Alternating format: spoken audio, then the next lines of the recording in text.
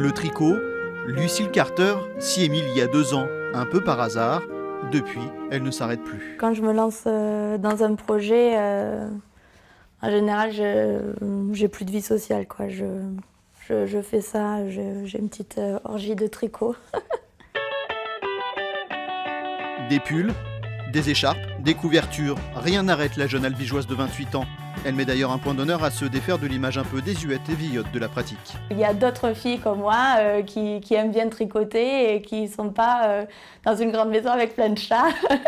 Et du coup, je me suis dit, je vais faire carrément un club tricot tequila. Bien santé. De fil en aiguille, ce club de tricot a vu le jour dans ce restaurant dans lequel travaille Lucille. Tous les mardis, depuis un mois, la douzaine de ces tricoteuses s'attellent à une tâche commune, la confection d'un pull patchwork pour le championnat du pull moche. Et sur la question du moche, chacun son idée.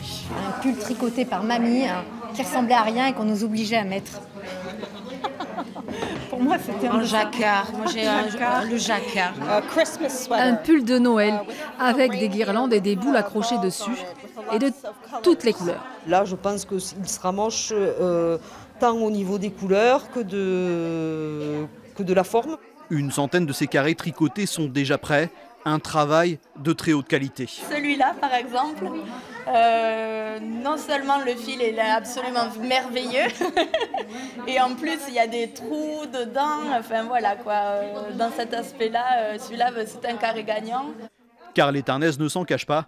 Elles visent tout simplement la victoire. Autant au début, on ne se projetait pas, mais là on est à fond.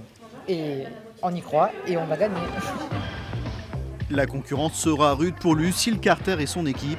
600 personnes, dont des Anglais, des Espagnols et des Portugais, se sont inscrits au concours du 25 novembre prochain.